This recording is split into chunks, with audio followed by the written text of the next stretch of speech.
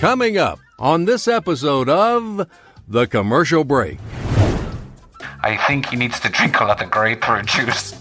Grapefruit juice? Is that what's curing it? This is my brand new COVID-19 protocol. Grapefruit juice, aspirin, raw eggs, and smelled the feet of a dirty llama.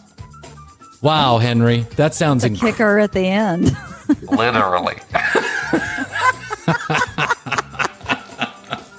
Good one, Henry. Thank you. I'm also having a new comedy podcast coming out. I have watched the show. I've watched every episode, all 365,000 episodes. And I thought it was rather entertaining. As I guess that's a point, right? Is for it to be entertaining. It is a television show, first and foremost. So my favorite couple on the show, Mishel and Steve. I reached out to Mishel. She's been nice enough to join us. And so without further ado, we're going to snap our fingers. Let's talk to Mishel. By the way, you can cuss and do anything you want on my show. There's no rules on this show. So don't. Are we live? Yeah. We're not live. That's the good news. No. Yeah, it's not live. Like, because our swear words are different to the American ones. Okay. Well, use the Australian and the American cuss words. We prefer it. Okay, because they're rude. Like we swear, and you might think we're really rude. No, we like that. Yeah, we like it. Bring it on. The next episode of The Commercial Break starts now.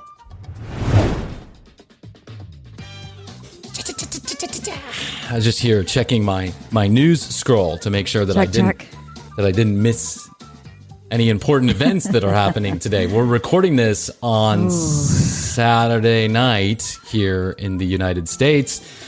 And of course, our president of these United States, has been diagnosed with SARS-CoV-2, also known as coronavirus or COVID-19. The novel coronavirus. Novel coronavirus. Not so novel anymore, is it? No. Yeah. Not so funny. Yeah, no, not so funny at all. Listen, we do a lot of joking about coronavirus here on this show, born out of the boredom of the real life commercial break that we're involved in. But I certainly don't wish ill on anybody, and certainly not our president of the United States, because whether I like the guy or I don't like the guy, having a president that's incapacitated or in this serious of a condition is not good news for anybody involved. And I don't even know what to think, to be honest with you, Hoadley. I really don't. There's so many emotions that are just running through me. It's, sadness, anger. I told you so's. Wow. Yeah. I thought this could happen, and it did. But you're the president. Why did you let this happen? Why did you spread it to a ton of people? Well, to be fair to the president, no one's going to ever really know. No. Well, there's so many people that have come in with contact with so many different people. And you were just telling me that they think that it might have happened at this Amy Barrett introduction, big, Rose Garden ceremony. And that she had it back in June. 8 people that have tested positive were at that event. Wow. Mm-hmm. But none of the kids or anything have it. So I guess... so I guess that's good. There's still hope. We need a doctor on the show that could tell us about correct. You know what I'm saying? We need a doctor. Sanjay Gupta. Sanjay Gupta. I think he's just I am a doctor.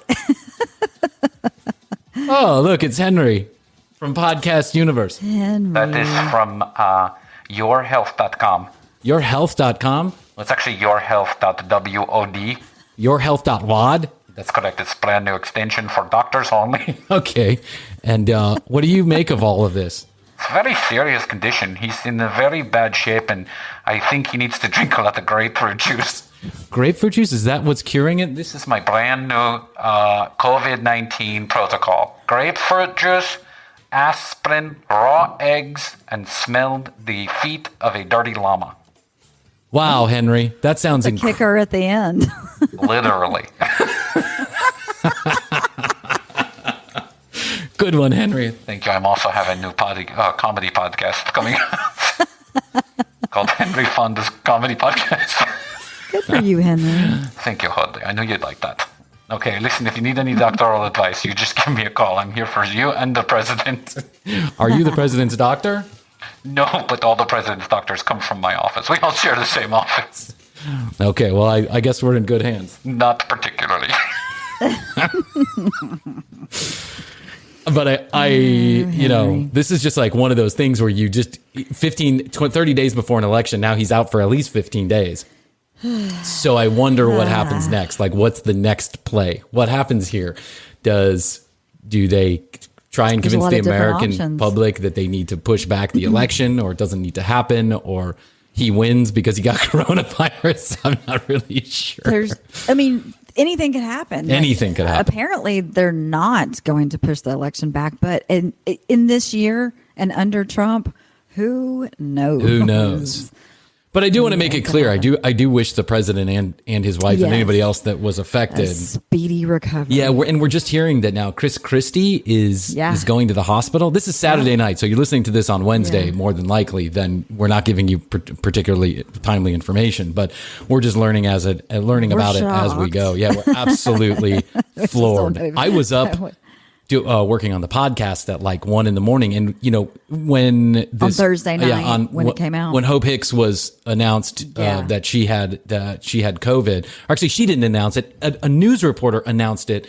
A news reporter announced that someone had come on Marine One and said Hope Hicks has coronavirus. You 4 people who were in touch with her need to get off the Marine One, and then they still sent the president out to Bedminster. Well, it's just like, what?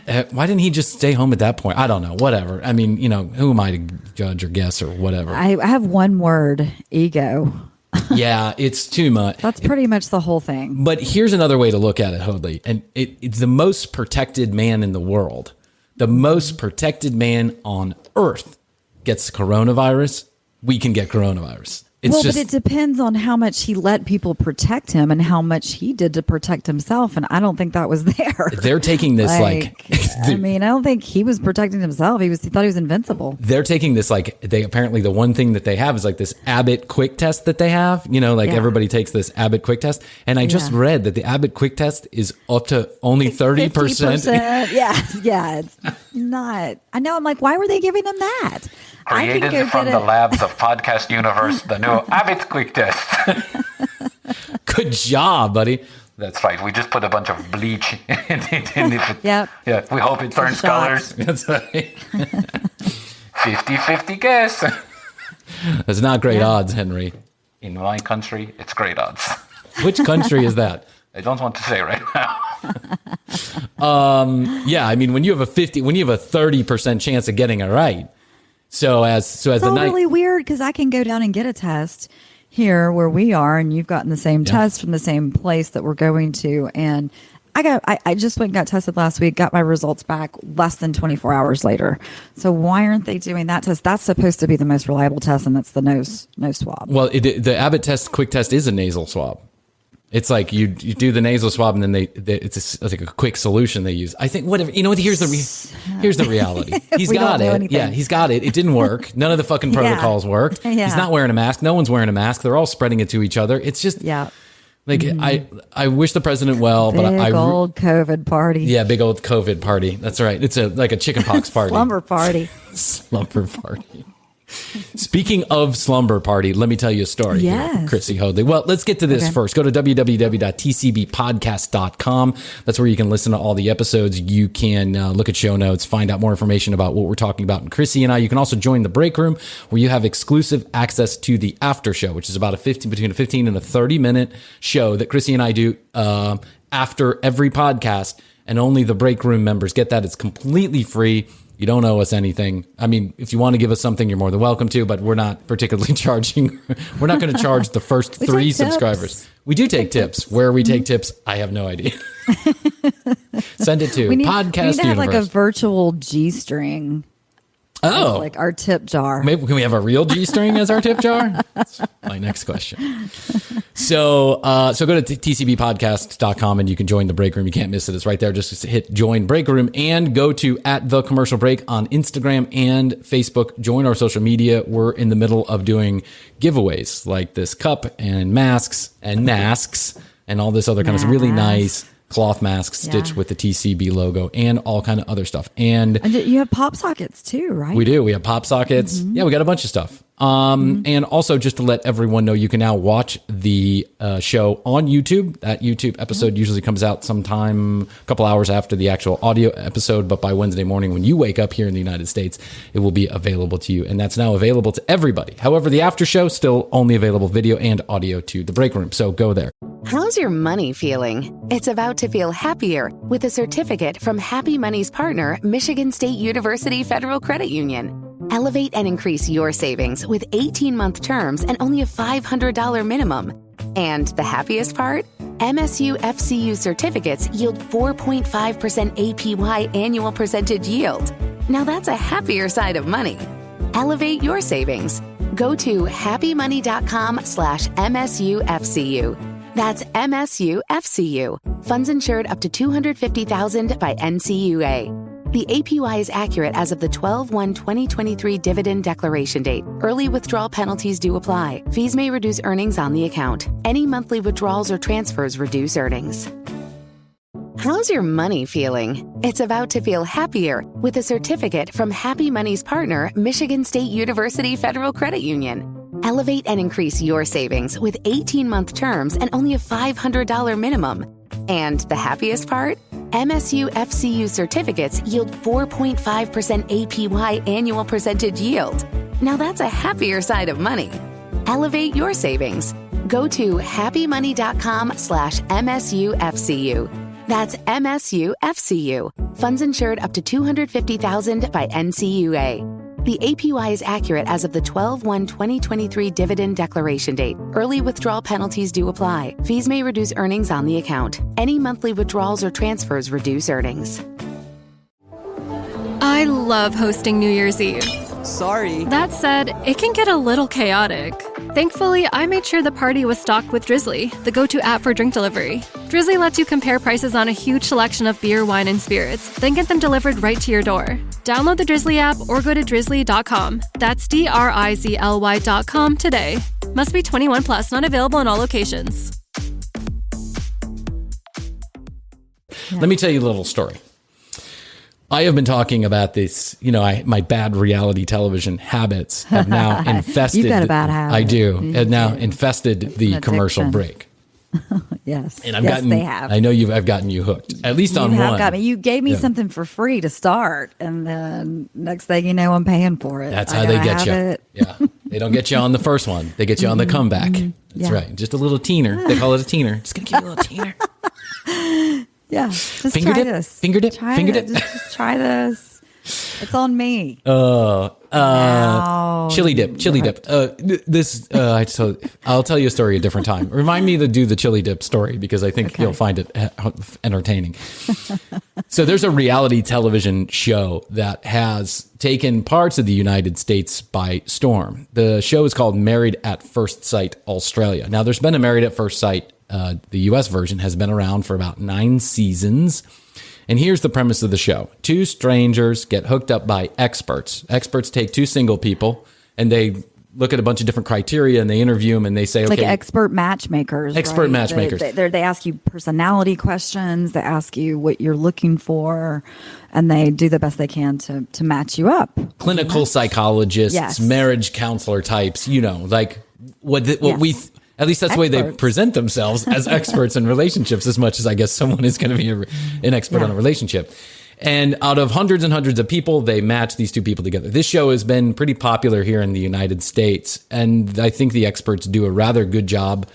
At least I've watched some of the seasons, not all of them. I'm not particularly like a huge fan of Married at First Sight, the U.S. version, but they try and put 2 people together that can somehow in some strange way make it work, right? This year, because of coronavirus, they have decided to import a different version of the show that is Married at First Sight Australia. Ooh. Married at First Sight Australia is a cut from a whole different cloth than the Married at First Sight United States. Cloth. Yeah, definitely. And so there's these 9 couples, same premise, 9 couples, total strangers, hooked up by experts, although I think in this case the experts are the producers and not having to do anything with the relationship experts. They hook these 2 people up for a marriage.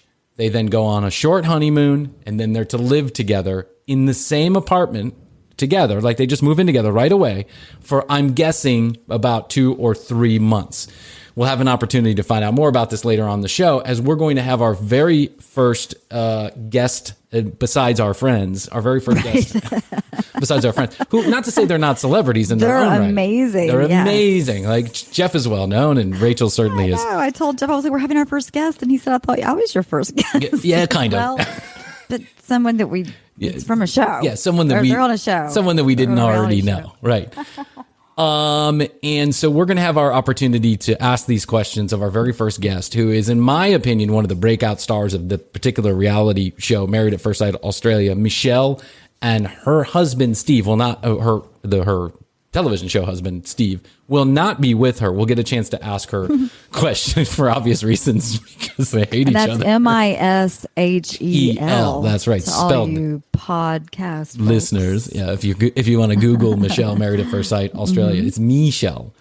So let me give you a little breakdown of how the television show works. Married, total strangers, married day. They run off. They have totally normal, completely normal. Listen, I felt like I was marrying a stranger, and I knew my wife for 2 years.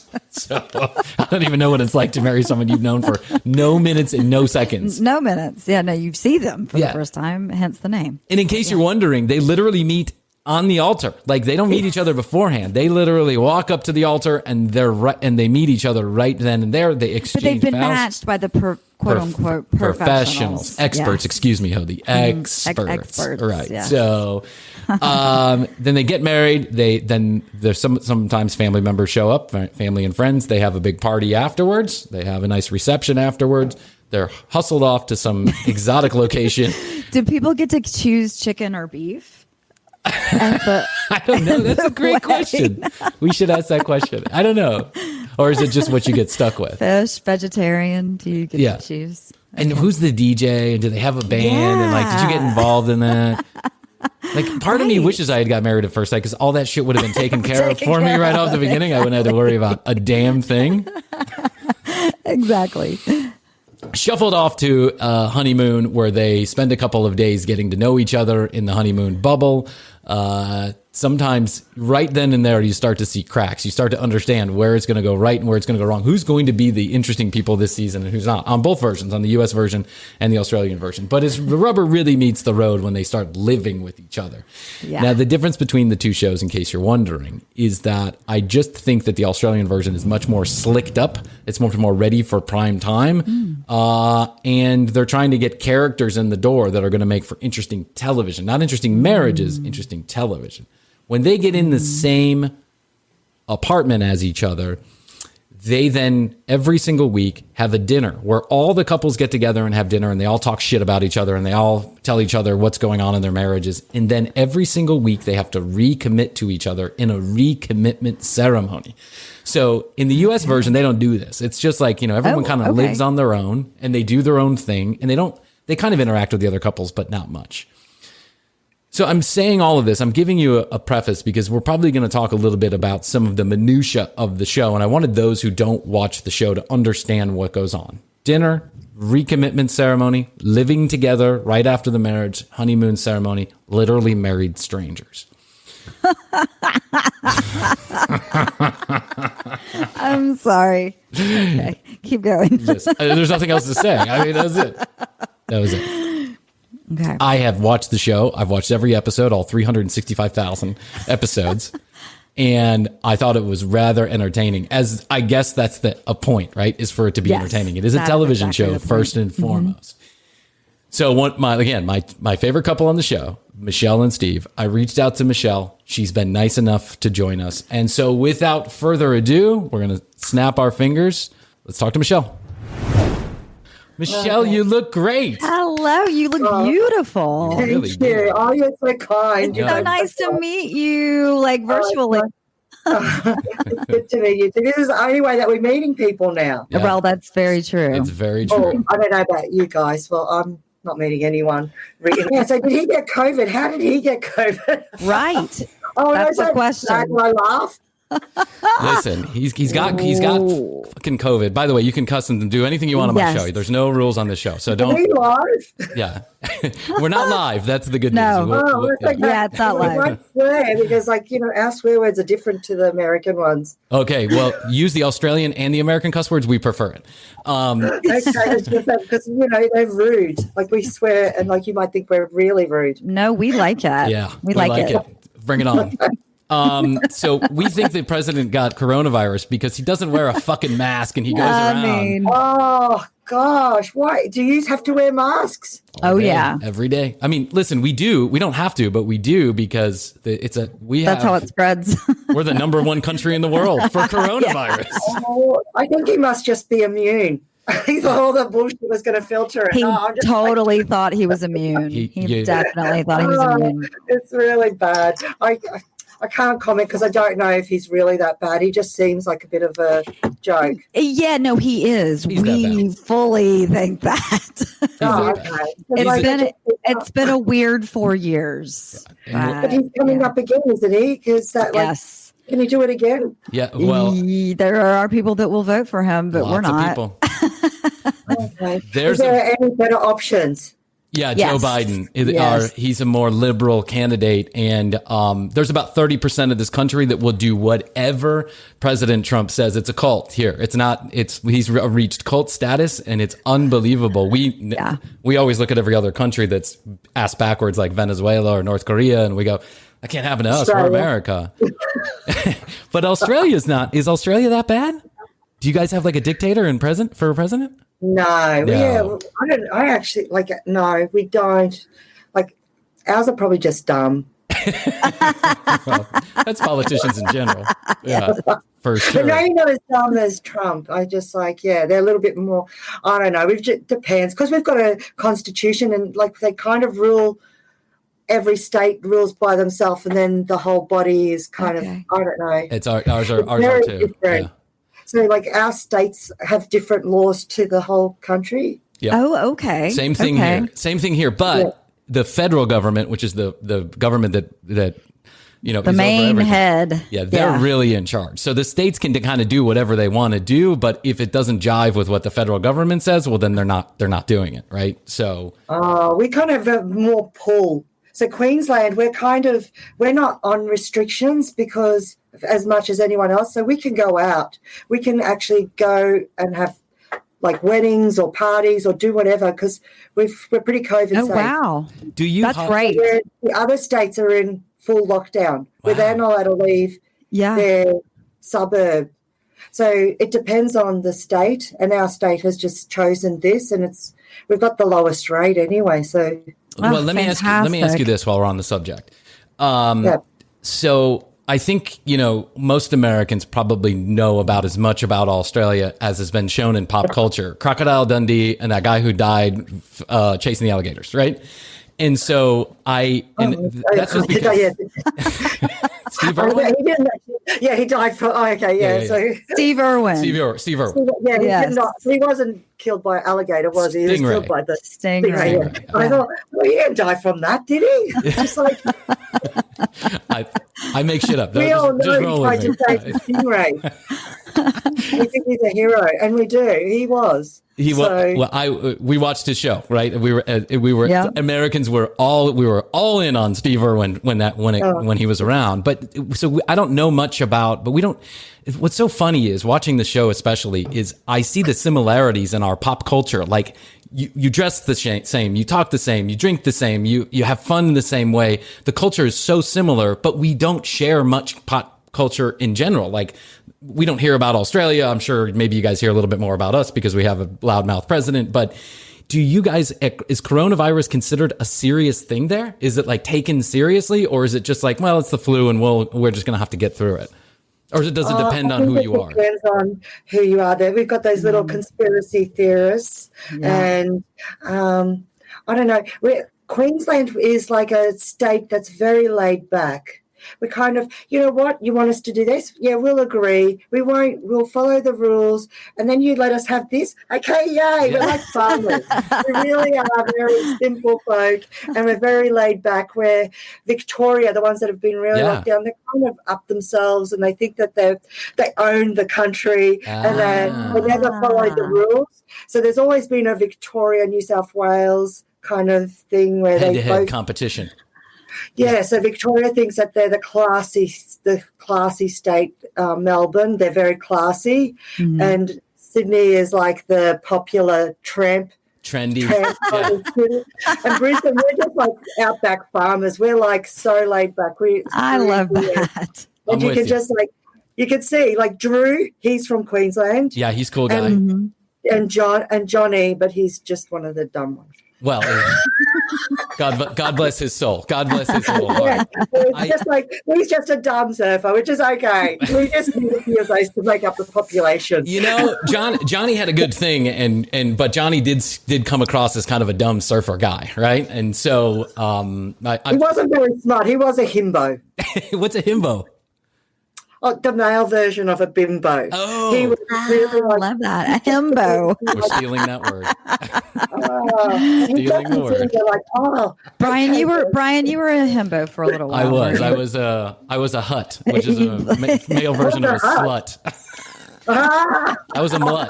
Yes, the male version. Wow. I'm using that one. Sorry, but I'm married now happily. I have to qualify. I'm married now happily. My wife will listen to this show. She's in the other room. Well, I've got a cousin that's a hut. I think he's a bit of a hut. Yeah, guys can get into it too. We all have needs, Mishel. That's all I got to say. I was a young, dumb, and full of you know what. So I feel like you and I are married at first sight after 365 million episodes of this show that has. I mean, it goes on for fucking ever. Did you know this when you were filming that there'd be so many episodes of the show? Actually, they cut out like a lot of them. So they cut out a month of episodes. Whoa. Can you believe that? No. Because we were all going crazy, like our cast. Like we were just like, how dare? Because it's all so manipulated and edited. And it's just like, I never did that. That didn't happen. And we're just ringing the executive producer all the time. I'm suing. I'm doing this. I'm doing that because like the stories and like even the feedback we're getting now. This girl was writing to me and I was reading a message. She goes, I thought you were so genuine. Then why did you say you didn't really like Steve? And I'm just like, it's edited. It's edited. Yeah. It's so edited. Like most of the time, anyone who's got sound experience, you can hear that the words aren't even in the same room. The words that we've spoken. Interesting. Because if you listen to my voice is very odd because I talk very slowly on the show. Mm-hmm. And my friends are like, I can't believe that you talk so slowly. It's like you were thinking about everything you said. I'm just like, I never think about what I'm going to say, okay? It just comes out of my mouth and I talk this far. The thing is, when they edit it and they take out every second word, it sounds like I talk. But I bet though when there's like a camera in your face, you're also kind of like thinking about it. The camera. Yeah, you forget about the camera after a while. About it. It becomes part of your life, doesn't it? Yeah, and the microphone, you just actually forget that you actually just can kind of do everything. Well, I did. I just lived like how I thought. That's probably why I said all that stupid stuff. It comes out I would do the same thing. I would do the same thing. Mishel, I think this show has taken a certain part of this country by storm. And I know you know this because I know that there are probably a lot of people communicating this with you. And my wife and I hooked from show one. And you and Steve are the reason why this show was most interesting to us because the way that they edited your storyline together. What's that? She said, "Are you odd?"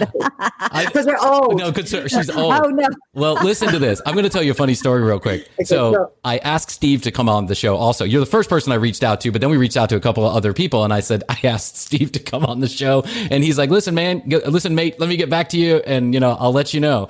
But there's a couple of Krissy and I have been talking about this on a number of episodes, and a couple of the episodes I said that Steve was in his late 60s.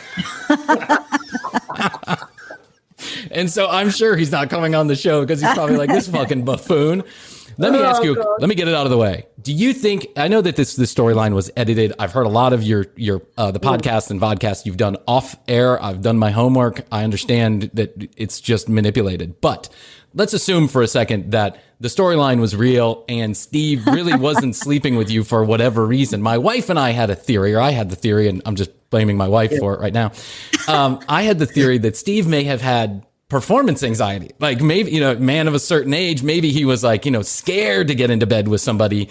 And he didn't want to be called out on national television. Now, I mean, obviously we don't know if that's true. I don't want to make up rumors, but that was what I was speculating at the time when I was watching the show and engaged in it. I thought, maybe Steve is like, maybe he's just not ready to rock. And maybe he needs a pill. Yeah, maybe he needs daddy's little helper or something. And he's afraid that he's going to get called out on national television.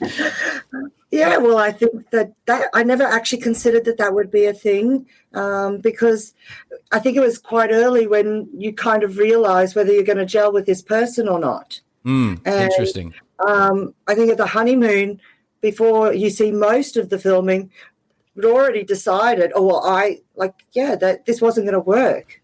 Yeah. He watches television. I like to go out, hi. And it's like, we just didn't get along. It just didn't happen.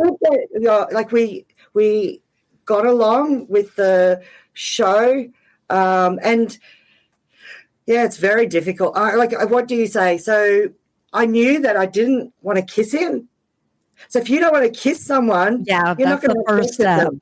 Yes. How did they edit the show so incredibly tactfully to make it seem like, I mean, Mishel, I've been in radio, I've been in television, I'm a podcaster, I'm not an idiot. I understand that the show is the show first. It's not about your marriage, it's about the ratings. And so they're going to do whatever they have to do to get from point A to point B with the ratings. But they edited that so incredibly well to make most, I think, of America believe that you were getting the short end of the stick or the dick or whatever. No, but I did. I started to fall for Steve, and I did start to fall for him because you don't realize that you're in this environment and you have to, you rely on that person. Mm-hmm. Yeah. So basically, it starts off when I make the comment about let's have sex. Mm-hmm. Let's just have sex, and we don't have to kiss. We'll just have sex. Get it out. So I don't know. So I don't know if you noticed, but that one of the experts, she always asks you about your sex life. Yes. Mm-hmm.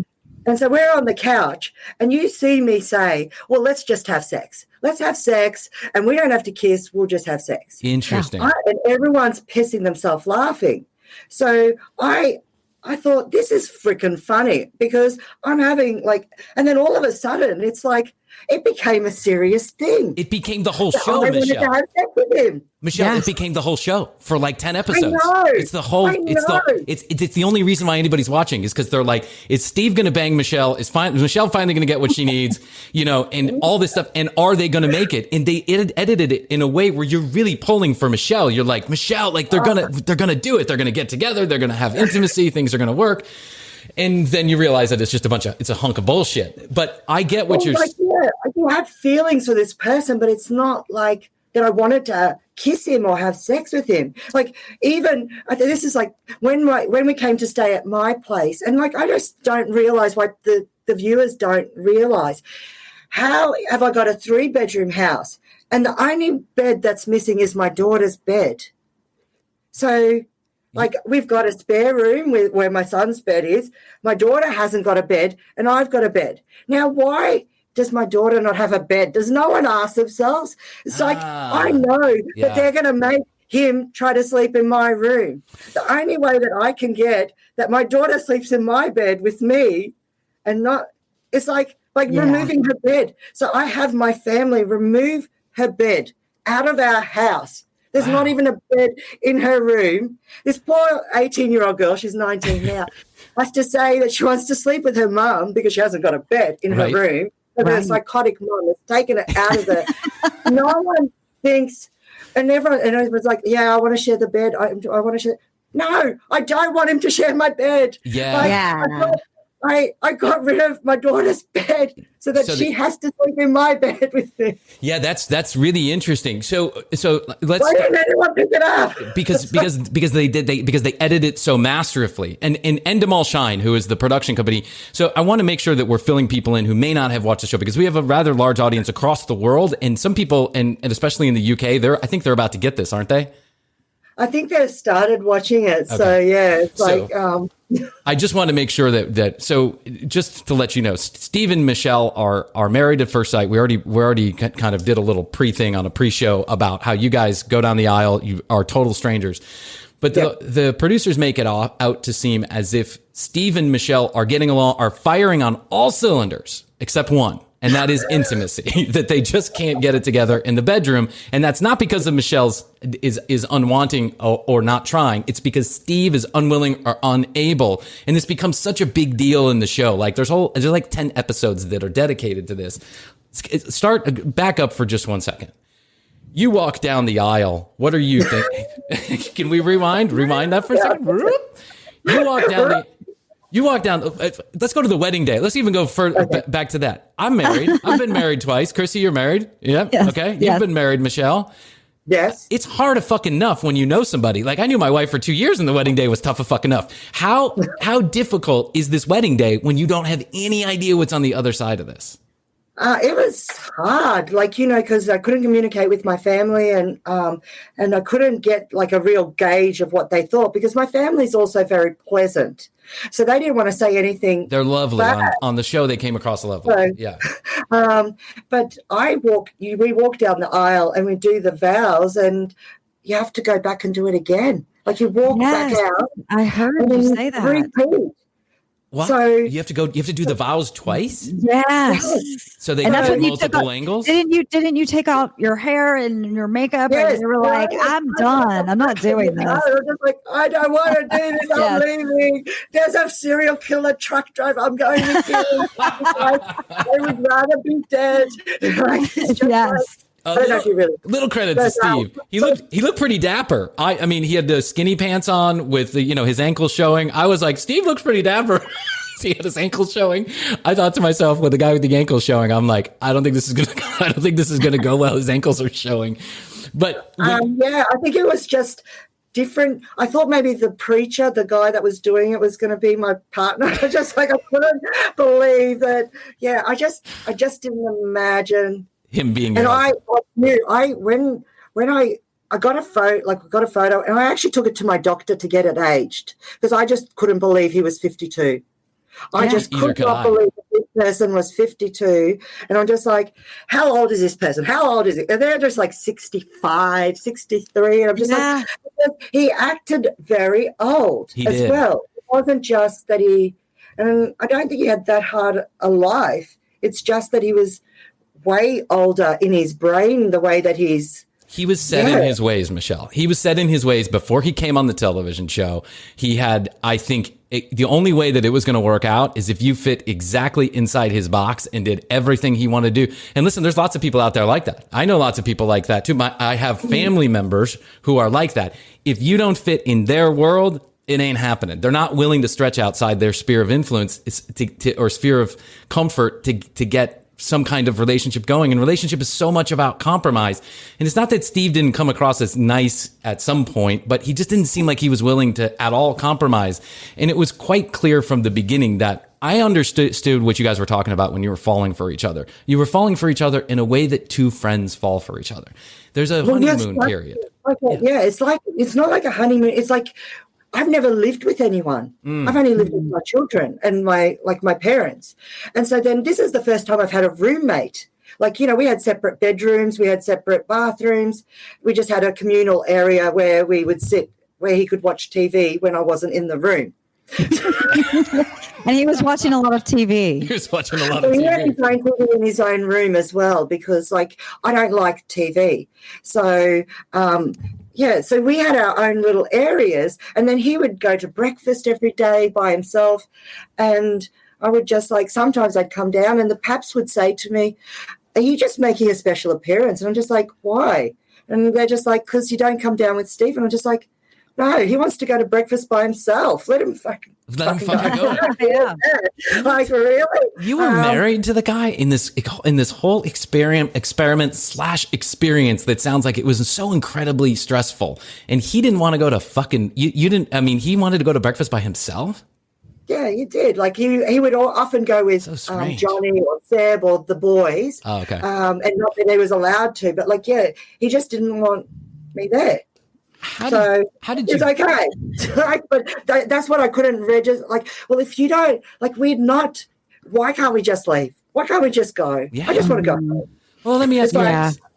Yeah. How did you get involved in this whole process? I understand and I don't mean like, I understand you were invited once to come on the show, and then you got invited a second time. You were with, or you made it on to the cast the first time, but you were with somebody, and then. But I mean, like, who has the idea? Is it you? Are you like, you know what? This sounds like something I'd really like to do. It'd be a neat experience. I want to go and do it. Who knows? Maybe I do get to fall in love. Is it you that like kind of you watch the show and decide this is it? Yeah.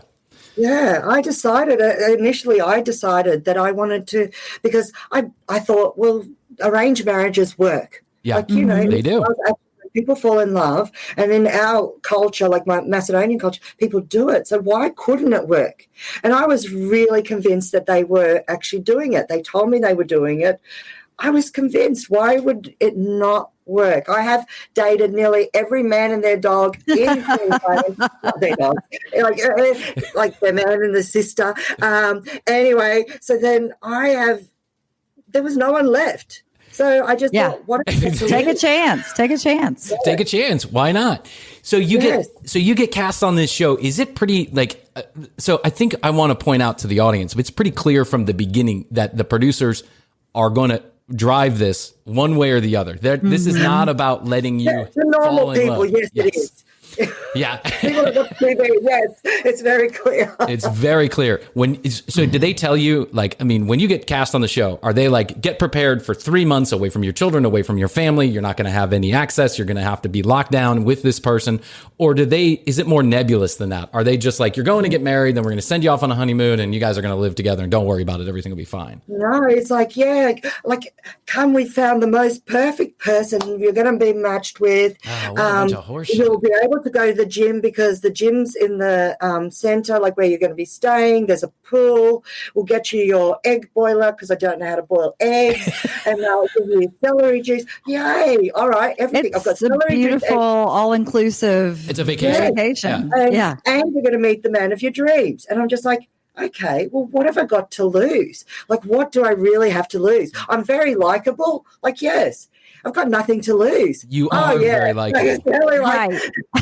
And you realize we're going to cast with all the other numbskulls, and like then we've got their dramas as well. Right. Their dramas far surpassed your drama, though the producers do a good job of focusing in on you for a good portion of the show. It seemed, I was texting with you the other night. It seems more like a fucking swingers party than a reality show at some point. Everyone's sleeping with everyone else's husbands and wives. I know. I mean, maybe everyone's just a little too drunk. I don't know. But it's more like, I don't know. It's more like a show on MTV. Have you seen have you seen the? Well, I think go ahead. even off screen. Wow, some of the stuff that would happen off screen. Like, yes. We were all staying in the same hotel on the same level. We do have babysitters, producers that look after us. 24 hours a day? Yes. Shit. And we've got motion things on our room. So, but we can sneak out. Well, how does that work? How if they're watching you all the time, how does that work? And there's a particular producer like babysitting, and it's the weekend or it's late, and you can make a distraction and you can get out. Is this when all the trouble started? Is this when all the trouble started? When people were sneaking out, that's when the trouble started? Yeah, I think that we were quite unruly. Well, not me. I was very good. But everyone was quite unruly and just like, yeah, no, I like this person. I like that one. Just like, yeah, we could just swap. What, just swap? We'll just hook up with whoever. It's fucking and crazy. And do you think some people were there just to be on TV? Were planted? And then some people were there to be real? What was the ratio? The thing is, some days you're so bored and you hate the person you're with. You actually hate them. Like, you can't imagine living with your husband or wife that you love this is someone that you don't even freaking like. Right. Yes. And you're with them 24/7, you hate them, and you're bored out of your brains. You'd actually have sex with someone just to make a bit of a story. Okay? Yes. That's what you would do. I would have actually done anything almost, because you just think, I am so freaking bored. I am like, you don't even talk. Like, I can't have an intelligent conversation. Somebody just has some sort of conversation that you want to, like, yeah, wow, let's go. Let's do it. Yeah, at that point, you're like, it's almost like you're a prisoner. And so you're just willing to get a little bit of sunlight. And I don't mean like a prisoner in the four walls, even though you probably were too. But I mean like a prisoner in your own mind. And you're like, any bit of sunshine, any bit of fun, differentiation from Steve going to breakfast, me sitting in a room, listening to Steve's TV. But you know what I'm saying? It's like anything. You will do absolutely anything. And it's not because you want the fame. It's because you're actually bored and you just need some sort of stimulation, whether it be mental, physical, or whatever. You just are.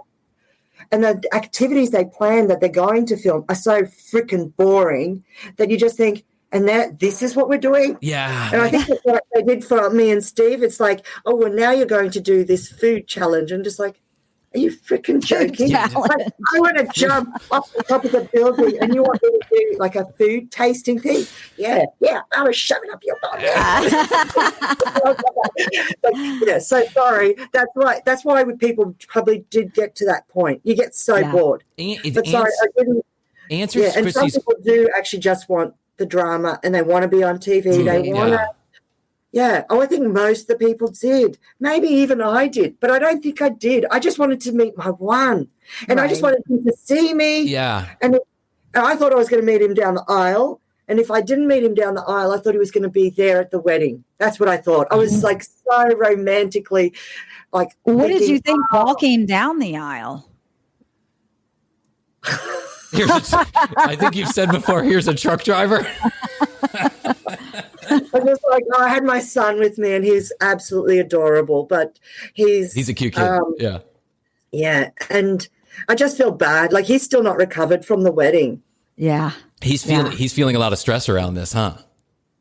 Well, the thing is, like, he was very stressed at the wedding, and no one ever showed him and his reaction, because he knew that Steve was not good for me from the first minute. And he's like, they're pulling me away from him, and he's like, I can't let you go, Mum. I've looked after you for like so many years. And he's like, this evil man's taking you. It's like, it was so sad, but they would never show that because that would make they were happy to make my daughter look like a bit of a cunt. Like, that was fine. Yeah. But she is a strong girl, but they didn't want to show my son and his sadness, because then that would actually show that Steve wasn't genuine. Yeah, that would show that doesn't fit their storyline, because because by the time it's all said and done, they have it in the can, and they understand that if the storyline's going to go like this, and what they show is some young man that's crying for his mother and saying, this is not a good thing, don't do this,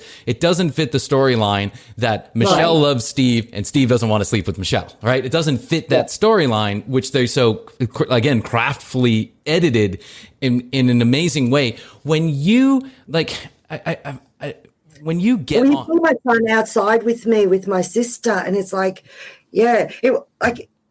let's go. Yeah. Let's just go. Let's just leave. That's my question, Mishel. Honestly, I understand the premise of the contract, right? And I know they can be pretty tight, and I also understand what it's like to be in a room in a business meeting and someone's holding a contract and saying it's either courtroom or we figure it out right now, or you do what I say you're going to do. We say, right? yeah. And I've been in that situation as a businessman, and so I understand the stress that comes with that. But at some point, if it feels like and I've heard from other people on the show too, like I've now watched other people that have been, in YouTube videos and stuff, saying some of the same stuff that you're saying. And basically what they're saying is it felt like we were held hostage, that we were here with people that we should not be matched with on purpose to cause us stress, drama, and pain.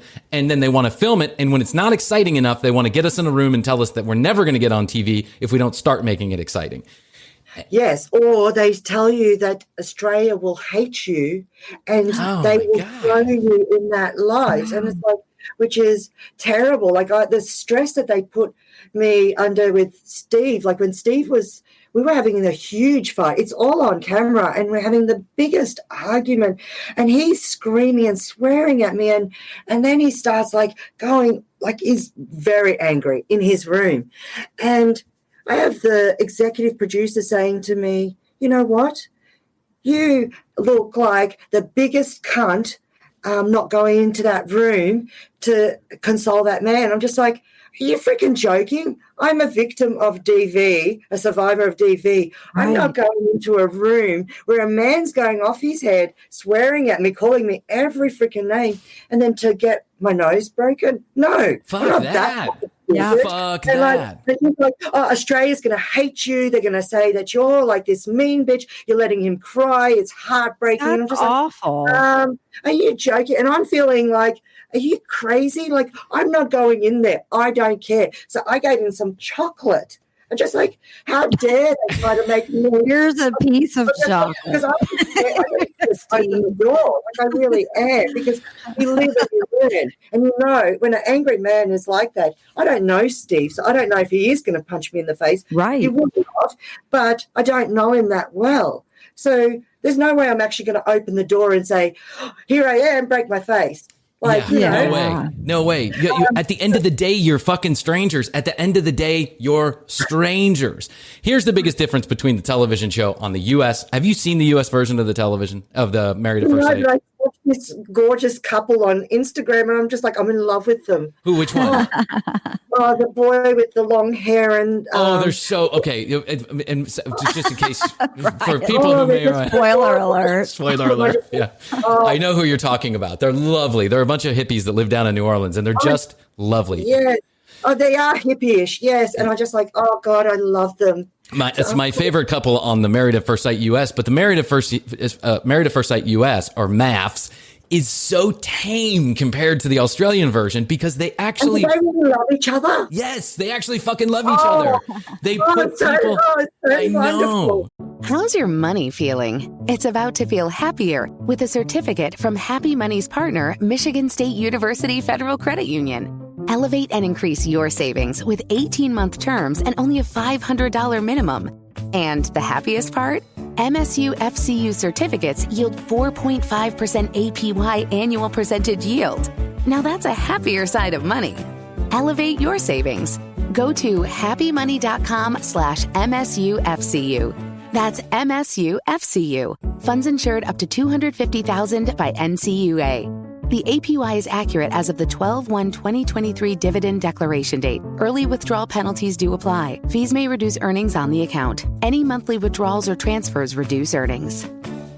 Looking for a new career? Welcome to Do HVAC Training Service Center in North Charleston. Enroll today in our comprehensive HVAC training hands-on field experience-based program, covering troubleshooting, maintenance, installation, and more on various HVAC systems and ductwork. We offer EPA and NATE preparation and testing, along with various certifications. Enjoy payment options. Achieve certification in under 5 months. Enroll now for your new journey of skill development and career advancement. Log on to DEWHVACTrainingSC.com to inquire.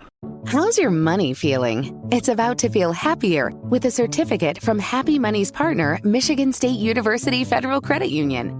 Elevate and increase your savings with 18-month terms and only a $500 minimum. And the happiest part? MSU FCU certificates yield 4.5% APY annual percentage yield. Now that's a happier side of money. Elevate your savings. Go to happymoney.com/MSUFCU. That's MSUFCU. Funds insured up to $250,000 by NCUA. The APY is accurate as of the 12/1/2023 dividend declaration date. Early withdrawal penalties do apply. Fees may reduce earnings on the account. Any monthly withdrawals or transfers reduce earnings. Michelle, I know you're done with reality television, but I just love it that they seem like they love each other, and I just like, and it's so adorable. I just love it. And now that you told me that they really do, they really do love each other. These couples beautiful. survive. They're 10 seasons deep, 9 seasons deep, and they are doing whole television new seasons during the quarantine. What we're calling the quarantine over here. They're doing new seasons just following the couples that have survived that experience, and there's 20 couples in 9 seasons that have children and they're living together and all this other stuff because I think they actually do have real experts that try and match them for real. But the shows by default is not as interesting because it's like real relationship shit. So when someone on Married at First Sight Australia is sleeping with somebody else's wife and, and that's kind of drama. On Married at First Sight, the US, they're arguing over what they're going to budget for their food budget next week. It's like, it's so real. Yeah. It's just like, would you do? What's that? I said, would you do? Oh, go ahead, Mishel. Sorry. They don't have a party. They don't have any. Did you say, do they have a party? Yeah, a dinner party where they can talk to each other and say, this is what's happening in our relationship and blah, blah, blah. No, that's another difference is that the difference that you're very structured over there. You guys interact with each other all the time. The couples do, to the point where I think it's detrimental, to the point where I believed that there were moles in your group, people that were being cued on. Yeah. By the producer. I think Krissy had asked this question earlier, but I think there were people that were in the room that were cued on, and Mike might have been one of them, or whoever, right? And they were asking such crazy questions that you wouldn't ask at a dinner party. Like, do you love, would you have sex with your mate? Do you like her tits? Stuff that's just like crazy that you would never ask somebody at a dinner party to evoke a reaction that then caused a bunch of drama. But in the Married at First Sight US, they get together for drinks, but it seems like it's on their own volition. Like they actually ask each other if they want to, hey, you want to go out and have a drink? Yeah, okay, let's go out and have a drink. But there's no recommitment ceremony, but they do meet with actual experts, therapists, love coaches. They meet with them. On your version, we don't talk to ours at all. You guys sit in front of them. Don't even talk us, the producers talking through them. So so they don't really communicate with us at all. Wow. And so we sit across from them, but they're not actually trying to hear what we're saying. The producer is just basically hearing it and then telling them what to say back to us. Oh, really? So they're just there as a figurehead, or like a I don't know, like a face. They're giving credibility. They're lending credibility to the fact that you guys have been married by experts, when the experts are nothing but they're really producers. They're actors and editors, and they're there to help guide the show in a certain direction. And we both have that in our contract, that the experts are not there for you. The experts are there for the producers, and for which I can't believe that I found it. It's like, so they're not to give us advice. They're there to give the production advice. Wow. So they don't actually give us any advice. They're there to tell the producers how to push your buttons. That's fucked up, Mishel. That's fucked up. So it's like really insane. And it's like, wow. But, and I think definitely there's people that were there that got pushed. And even like for yourself, like for myself, I know like me and Steve had a big blow up one night, and it was when I had the 2 glasses of wine. Anyway, so we need to have a drama for the dinner party. We can have the drama or we can not have it, but if we don't have it, then they're filming until 2 or 3 or 4 o'clock in the morning, just to wait for it. That there's going to be drama. Well, you're not drinking, you're not eating. Well, you're drinking alcohol, but you're not drinking water and that. So then that night was an early night for us because they just said, "Oh, look, you're going to have to you're going to have to." And I was just like, "No, I'm not going to talk to him. I'm not talking to him. I'm not talking." Then at about 11, I thought, "Wow, you know what? If I don't do this, we're going to be here till 4 o'clock. Let's just get it over with." And I just said, okay. We had the argument. Steve left. I think it was 11:45. We're out. And we're home. We're ready to sleep. And that was the earliest dinner party we had because it was just all over and done. They got their drama. And it's... Night. This sounds like so it's really bad. In the U.S., they would call this a hostage situation. They would not call this a reality television show. And that's what I say. Like, I think, wow, like the human rights that are breached on set, which is incredible, then I just think if it's in the U.S., it would at least one person would speak up. But we've got so many film crew. There's at least 100 people there filming and audio and like with all of us. Not one person speaks up and says, well, these people haven't had a drink of water, or they haven't eaten for this many hours, or we've been here sitting here for 12 freaking hours. Isn't there like spot. 12. That's crazy. Isn't there like a psychological, I know sometimes on reality shows here, they have like a psychological evaluator, someone that's sitting there going, okay, she is kind of going sideways and we better pull her off, give her a vacation, right? Take her off the show, give her do a break. something, give her a break. Yeah, we do have a psychologist there, but she also then reports everything to the producers. Oh, so you don't trust her. It's like you don't want to talk to her because then she's just going to go. Well, I openly said to her, yeah, I'm going to jump off the building. I'm going to jump because that's the only way I feel like I can get out. Oh my God. And I'm not allowed to go home to see my family. And I'm just like, I actually am going to jump because and she's just like, okay. So she tells the executive producers and then I get to go home that weekend. Whoa. So actually, they did have someone on the set that was saying, Michelle's about to lose her potatoes, so we better get her She's somewhere. about to jump off the balcony. You want to jump off the balcony, but I don't think... I tried, but there was like the fence, the second fence was too high, so I couldn't make it. Like, really? It's like that bad. It's that bad. You feel like... yeah, you're not joking about this. You were really traumatized by this whole situation. He found me between the two fences. Oh, my God. And... he's like, what the frick are you doing? I said, I'm fucking getting out of here. I really am. Like, I am jumping the fuck off. I'm done. And so then I like, okay. Huh? Did Steve become kind of like after a while he became like a comfort zone? Like, even though you didn't care for him in that way, like when you guys obviously you care, like that's the person you care about the most, I suppose, because they're with you. They're your lifeline. Mm-hmm. They're your lifeline. Yeah. Stockholm syndrome. You're basically their captor, and like they give you life, they give you a little bit of food, they give you something, and it's Stockholm syndrome. We fall in love with our captors because we need to. Because I realized very early when I spoke up about Steve and said, oh, look, I don't like him. I don't like what he's about. I think he's here for the wrong reasons. The whole group turned on me and no one talked to me. And I was just like, wow, they were all fans of Steve. And so the group of the other contestants? Yeah. So everyone else, except for Michael and Stacey, they talked to me, but they were the only two. So, but everyone else turned on me. No one talked to me. And you're just like, wow. And so then you're like, it's like those chickens that there's a pecking order. And so then you realize if I want to be accepted by the group, you got to hang out with the popular kids. Yeah.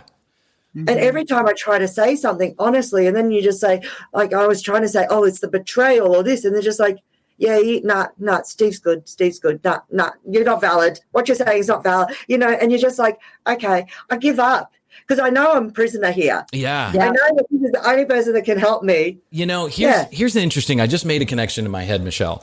Endemol Shine has been they're the producers behind the Survivor series, which has been going on forever and ever and ever. And as we watch Survivor forever, I mean, I'm 40 years old. I feel like half my life Survivor's been. I stopped watching it after season 2 or whatever. But one of the things became the psychological gameplay that went on there, and how if you wanted to be popular, you had to hang out with the popular kids, and if you didn't want to get kicked off, you had to manipulate this person and do this person. For years, they understand the psychology about what happens when you stick a group of people in a room and cut them off from the rest of the world. They understand how to push those buttons to make drama out of it. And so now I'm believing that they're taking a little bit of that knowledge and bringing it to Married at First Sight Australia. Why it doesn't happen here in the US, I think because legally, I actually think that people here in the US, it's such a popular show anyway, that they like to see people actually fall in love.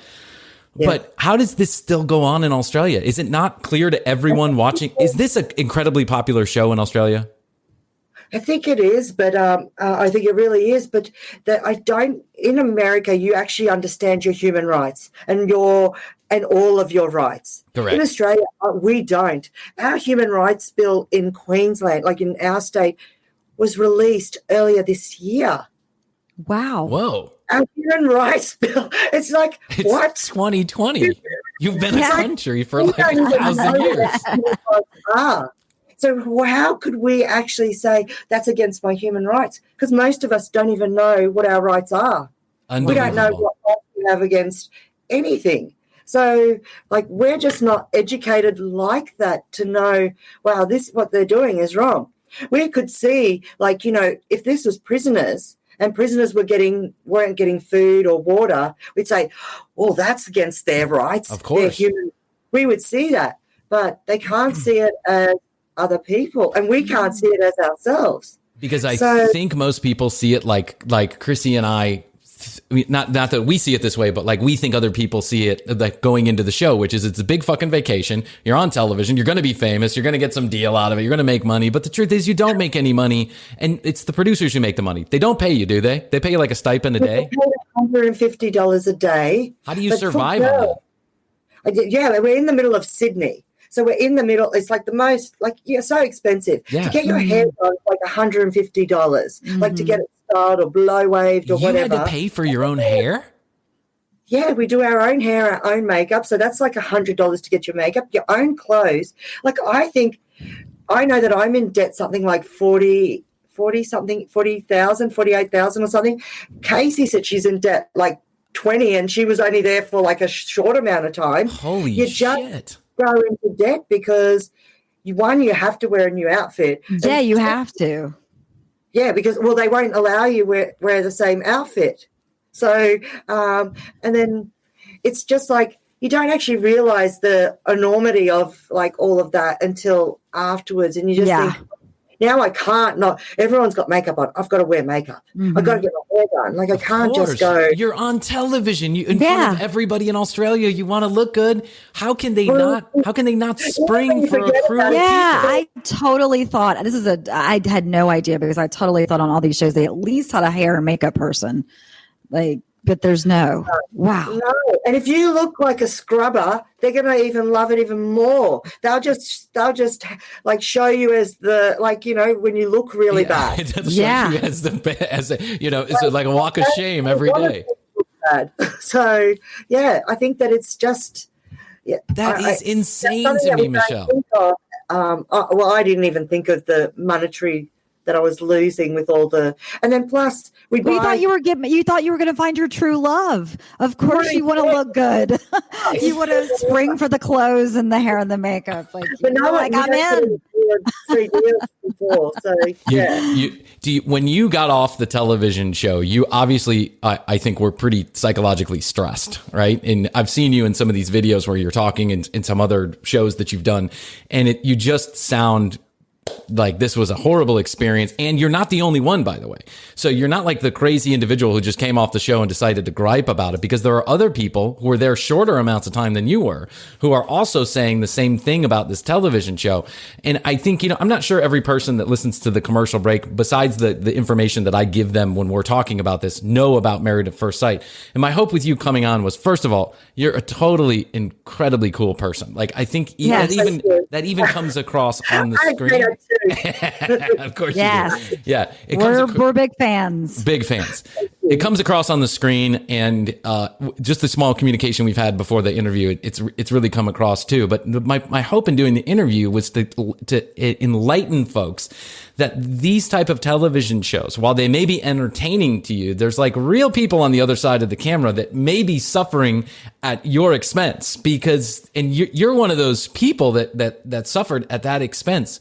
When you got off the show financially, did anybody come to you and say, I'd like you to do a brand deal with you? Like, was there any kind of recoup of any of that cash?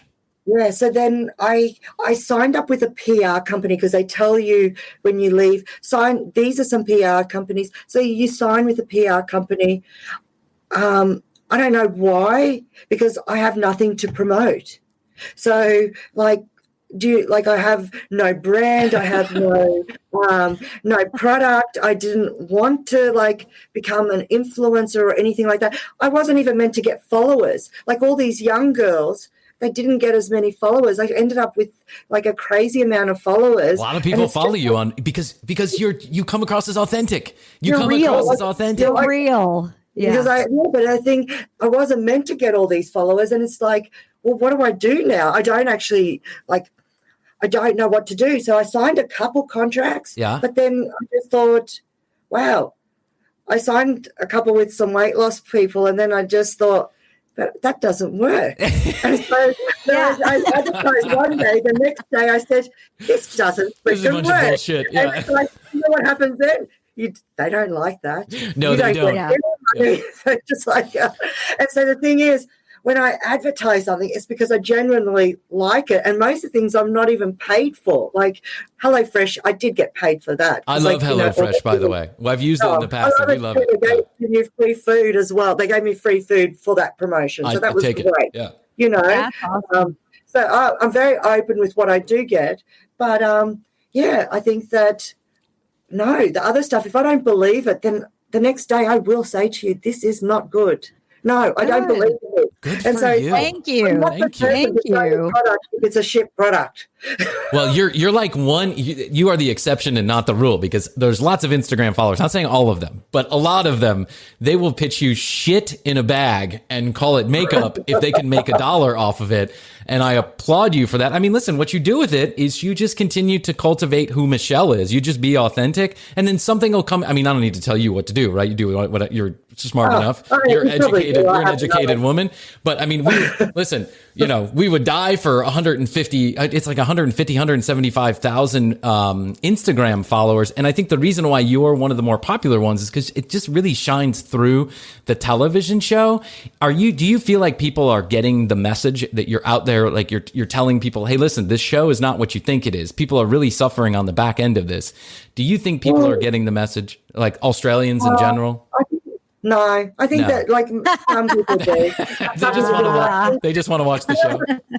Like I don't know. I don't think that they do, because there's still people suffering, and then now you get to a realization. And I think I came to a realization the other day.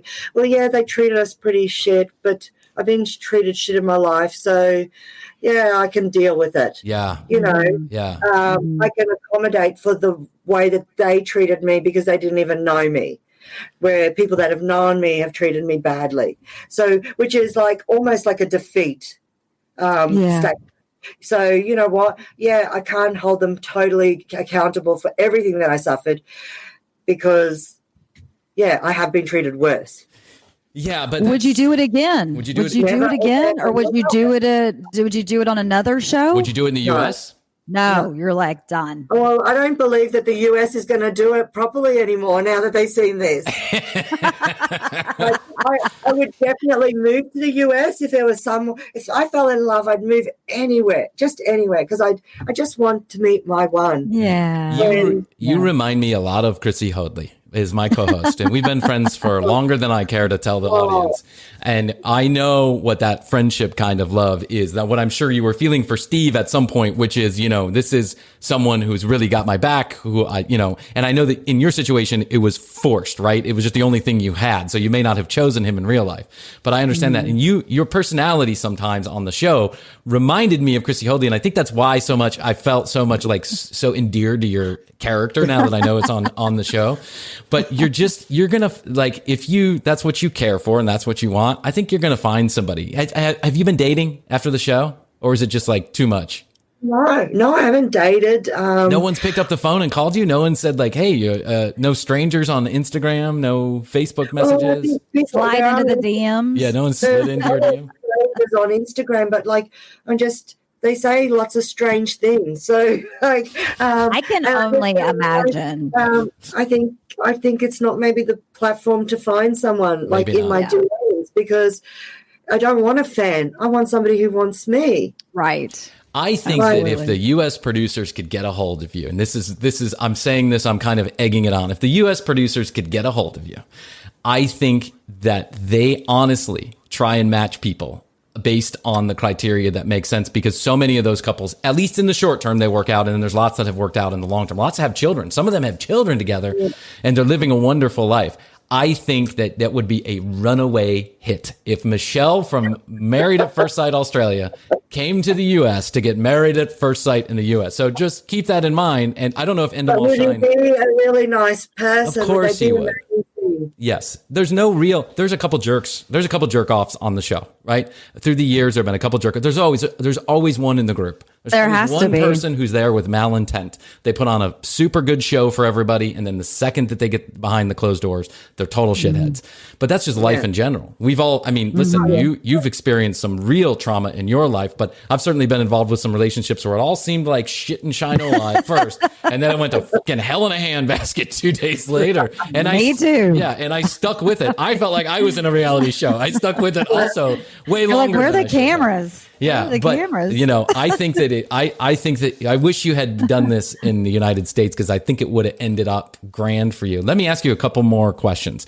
Did you get a lot of paparazzi that followed you around after the show? Because I know the paparazzi in Australia and in the UK, like Daily Mail and stuff like that, like they can be relentless. They're like crazy kind of paparazzi. The thing is, the paps here, they're actually kind of like your saviors. So you meet the paps quite early. So from your wedding, they're there. Oh, really? We ended up talking to them. So because they're there, you see them more than you see anyone else. And like, you know, when you actually need to go to the doctors, they'll tell you which doctor to go. Oh, Really? Something, or they'll see you and they'll say, "Are you okay?" They'll take photos of you, but it was actually like they were like our lifeline of reality. Yeah, that's very interesting. And I still have a relationship with all of them. The that's ones that I know. And I wouldn't there is one in Brisbane that I've told to basically fuck off. Like, yeah, but everyone else is like, you have a relationship with them, because it's like you actually saved my life. Like, you were there when you could see when I was struggling and I just needed someone to talk to. And one of the young boys, he introduced me to his partner. They got married. It was just so lovely. Like, you know, it was just. They were friends. They were friends when you needed them to be they friends. were friends. They were friendly. So it was just like, it was just it was people that you meet that you think care about you, and I think that they did. And when other people are not. Well, that's nice. They're treating you like a human. You know? And that's the people that actually filmed our after stories, because they could see us suffering. They could see us falling apart. And so then that Get Real Entertainment, they're the paps that have basically recorded our conversations. Did they? And they've tried to get the message out, but but I guess what you're saying is that the ratings machine continues. Endemol Shine's going to do the producers are going to do what they're going to do. And listen, who knows? Maybe it's just a shitty group of producers that are producing Married at First Sight Australia. I'm not saying Endemol Shine. The whole company is a bunch of assholes. I don't know them. Yeah, they're very clever. Yeah, very clever. Do you still believe? I think you do. I think I know this answer, but you still believe in love. You still think it's out there. Oh, look, I didn't for so long. And, I'm very hopeful. I'm so hopeful. Stay that way. That's how you find somebody. That's how you find somebody. The thing is, like, I know that the whole experience makes you unravel yourself, and you go in. And when you go in, that's when you learn about yourself. Right. And that's the trauma as well, like, that we deal with, because you can never be that person you were before you went on MAFS. Yes. And that's what my friends and family said. And I've lost nearly all my friends and family after this. They don't. They hated the fact that you were on the show. They don't like the way you were portrayed. They feel like you said things that weren't true. There's a lot of inconsistencies in our stories because it's edited, right? And they don't realize that it's edited. There's inconsistencies with even their behavior. I don't know. You just see everyone so differently. Yeah. The experience, and you can't go back to unseeing. Yeah. Because you've seen what they've said on camera, you've seen what they've revealed. It's like, wow, that's how you really feel about me. And it's hard to go back to the unseen. Once you see, you've seen. Yeah. And I couldn't look at the show the same way after you and I started talking. I just could not look at the show the same way. I mean, it was still entertaining in a sense that it's a television show. It's a piece of entertainment program that's wasting an hour of my time, right? But I can't look at it the same way because now I know the real human being that's behind the bullshit, right? Yeah, so. But I think that definitely it was a learning experience, but maybe they needed to let us know that, you know what, people are never going to accept us as the same afterward. So you'll never take it seriously again. So like I'm fairly educated, so I have 3-4 degrees, and I'm just like, but I go back to work and I'm a joke. That's 3.5 more than I have. So are you still teaching, or you're not? I'm at the police academy, so I'm doing learning sport, but I struggle because the recruits have to have a certain respect for you. Yeah. But then I've been on TV; they don't even have that respect for me.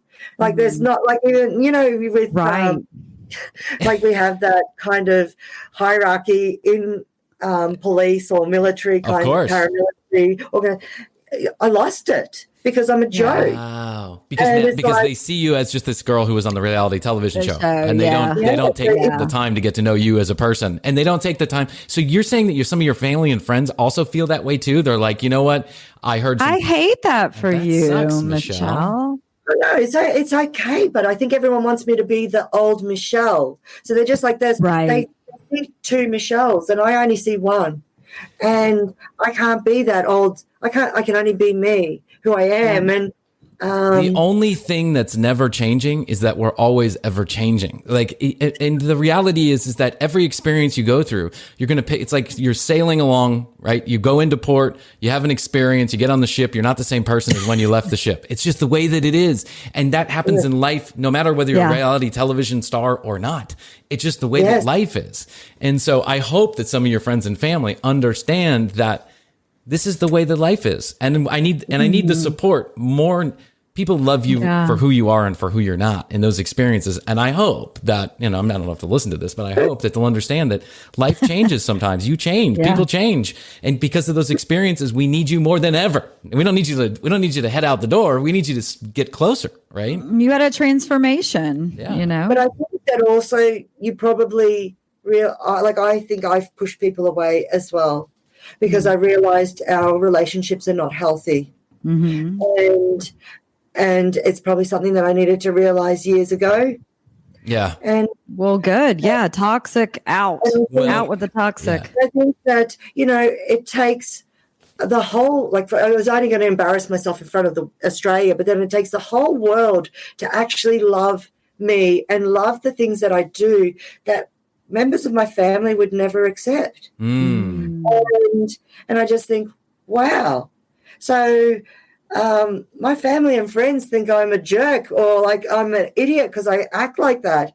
But the rest of the world loves that. And it's like, it's weird. It's weird, isn't it? Yeah. I know that the world doesn't know me, but the world can appreciate that quality that's kind of quirky about me, where people that know me can't. Love it. And that's probably what is eye-opening as well. And just like, well, I'm never going to change. So this is me, quirks and all. And if you don't like it, if you can't accept it, well, then I just have to move forward. Absolutely. Mm-hmm. Very true. I have a saying. I love you for everything that you are, and I love you for everything that you're not. Right? If you're going to love somebody, you just have to accept them the way that they are. And sometimes I think it's the people who don't love us for who we're not. They expect us to be something else, or they want us to change something about themselves. That becomes toxic after a while, and you have to learn that. Well, if they're not going to accept that part of me, then maybe at this moment. What other people think of me is their problem. It's none of my business. Yeah, it's none of my business. Oh God, it is like that, and I think so. You do a little bit of pushing as well, so it's not just them leaving; it's that you realize what is good for you and what isn't as well. But that's through growth. And like everyone, this is a traumatic experience. Like for 4 months, I'm away from my family and friends for the first time in my life. I've never lived away from them. And I'm living with a complete stranger in a city that's really busy and noisy. And it gave me anxiety. I was scared and I didn't know anyone. And it was just, I had to look within and find myself even more, which I thought I knew myself, but I know myself more now. It's like I really know myself. Going through that. I love you, and I love you more now that we've had a chance to actually sit and talk. I honestly do. You're my favorite on the show. Let me ask you 2 more questions. How are your children doing?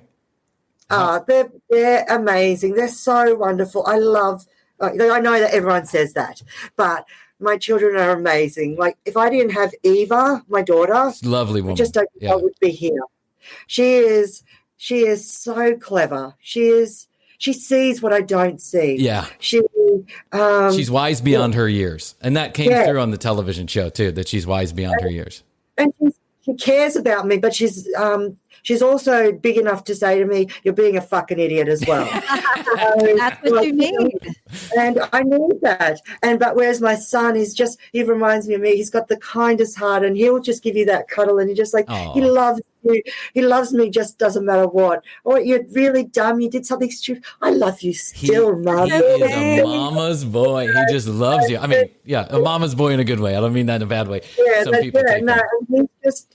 He's a great kid. So, but I just feel, but he doesn't want to do a lot of socials. Like, he won't get in anything because I think he was just too scarred from. Yeah. Did the kids have any blowback at school or from friends about the television show?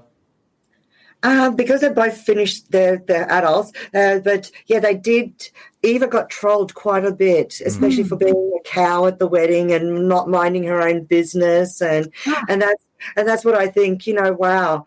They were very keen to show my daughter as strong and manipulative or manipulating a situation for her mum. She was just protecting her mother. That's it. Yes, I was about to say protection. My son, in his vulnerable side. And I just don't understand why they couldn't show a man being vulnerable. Because it didn't fit the narrative. That's my opinion. Is because they canned the whole show and they figured out that piece doesn't fit with everything else that we need to do in the show. If a little boy is crying for his mama and the producers take him away, it makes everybody in the situation look bad. It didn't fit their narrative. They didn't want to do it. And listen, at the end of the day, we always have to remember too, is that this is a television show. This is their job. Their job is to make this show as interesting as possible. And so for that, I mean, I don't know these people obviously personally, but for that, I understand why they're doing what they're doing, but I agree with you that there could have been a different way to go about it. They could feed people. They could give them hair and makeup. They could pay them a living wage. They could do things to make this whole fucking experience just a little bit more pleasant. And when they don't do that, it just and then they're making millions or billions of dollars on the back of this. Is just it shows just how rotten this egg is. It really stinks. Do you talk to Steve? Have you said anything to Steve since this show has ended? Have you guys had any conversation? We did. So we've talked. We actually talked at the reunion, after the reunion, and we were joking around, and then we've even met up afterwards. Good for you. Then we did a live together, and I lost about 3,000 or 4,000 followers. Did you really? Yes. Because they didn't like Steve? He did the live. Oh, he gained some followers, but I lost. And I was just wow, people were really upset that I talked to him. Wow. And then it was it was just okay. Whatever. Yeah. But I was surprised that I lost so many followers, and it was just because I was trying to be kind, but then I think his personality, it's never going to change. Yeah. His motivations were always the same, and I just have to accept that some people are just not my people. Yeah, yep. That's true. And that's okay. Yeah. But I'm glad to hear that there is some kind of there was some reckoning at the end of this, and that you guys didn't end up completely sour at each other. Because listen, I know we've poked a little bit at Steve on this television show, but the truth is that he seems like a relatively harmless bloke who's just trying to get by in life the way that everybody else is. Did you like how I said bloke? I'm Australian now. I feel like I'm Australian. I'm using your words now.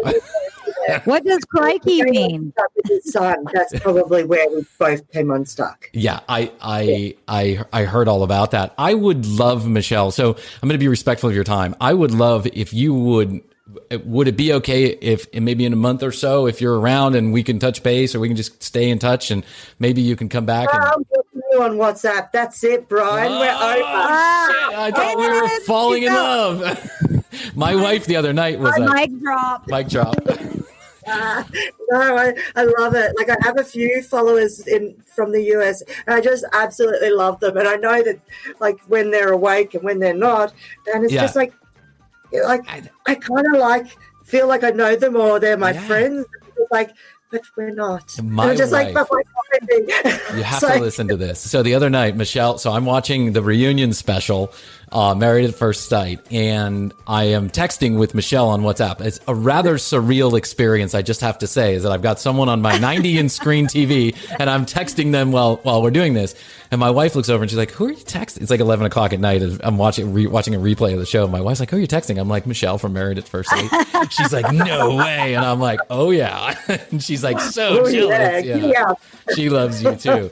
So listen, Mishel, we'll stay in touch. I'm going to do one thing. I'm going to say goodbye here with Chris. So stay with me just for 1 second, Mishel, if you would. I'm going to say goodbye to Krissy. www.tcbpodcast.com is where you go to find out more information about the show.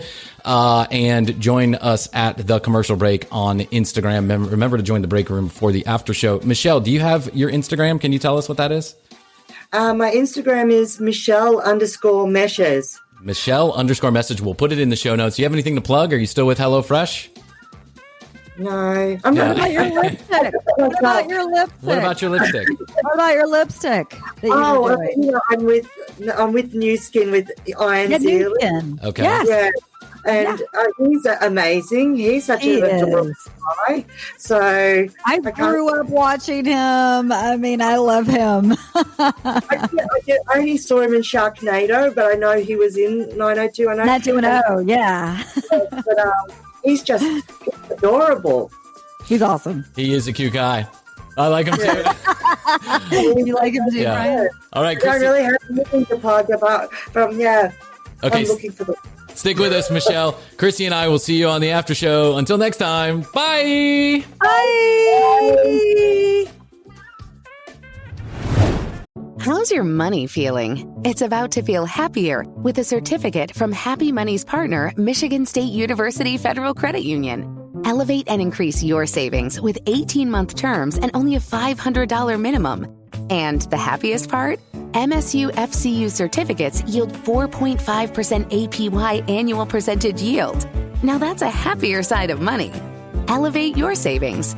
Go to happymoney.com/MSUFCU. That's MSUFCU. Funds insured up to $250,000 by NCUA. The APY is accurate as of the 12/1/2023 dividend declaration date. Early withdrawal penalties do apply. Fees may reduce earnings on the account. Any monthly withdrawals or transfers reduce earnings. How's your money feeling? It's about to feel happier with a certificate from Happy Money's partner, Michigan State University Federal Credit Union. Elevate and increase your savings with 18-month terms and only a $500 minimum. And the happiest part? MSU FCU certificates yield 4.5% APY annual percentage yield. Now that's a happier side of money. Elevate your savings. Go to happymoney.com/MSUFCU. That's MSUFCU. Funds insured up to $250,000 by NCUA. The APY is accurate as of the 12/1/2023 dividend declaration date. Early withdrawal penalties do apply. Fees may reduce earnings on the account. Any monthly withdrawals or transfers reduce earnings. Hello, the Commercial Break listeners. I'm Barry McStay. I'm Ben van der Velde. And we'd love you to listen to Worst Foot Forward, our podcast all about failure. Each week we are joined by a guest to discuss the world's worst something, from detective to invasion, train to horror movie. We dive into humankind's darkest depths in search of the absolute pits. Drawing from stories across human history, from the ancient Romans right up to the internet age, exploring the animal kingdom and outer space, there's bound to be something in here for fans of Commercial Break with your eclectic tastes. On Worst Foot Forward, we've learned that conspiracy theorists think rocks aren't really hard, why one French physicist invaded the Channel Island of Sark, and how exactly to make a wasp gun. While also uncovering the railway station of the dead, the doctor who put goat balls into human scrotums, and the West End musical funded by bird poo. Subscribe to Worst Foot Forward on iTunes, Spotify, or wherever you get your podcasts from. Check out our website, worstfootforwardpodcast.com, and join us for some fun-filled zero worship. To get access to the Commercial Break after show, go to tcbpodcasts.com and join the break room. You'll get access to the after show, YouTube extras, live shows, and much more. Follow at The Commercial Break on Instagram and Facebook. It's that squiggly little email thing, @The Commercial Break. The Commercial Break is written and produced by Brian Green, co-hosted by Chrissy Hoadley. The Commercial Break returns next Wednesday with an all-new episode. We are available on most podcast providers. Tune us in and ride it out.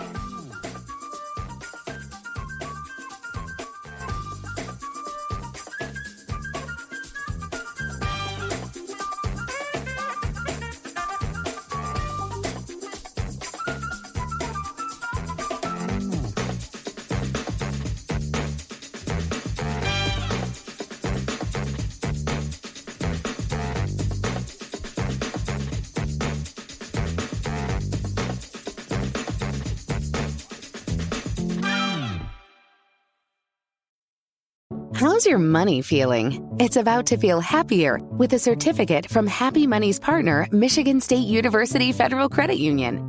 Elevate and increase your savings with 18-month terms and only a $500 minimum. And the happiest part? MSU FCU certificates yield 4.5% APY annual percentage yield. Now that's a happier side of money. Elevate your savings. Go to happymoney.com/MSUFCU. That's MSUFCU. Funds insured up to $250,000 by NCUA.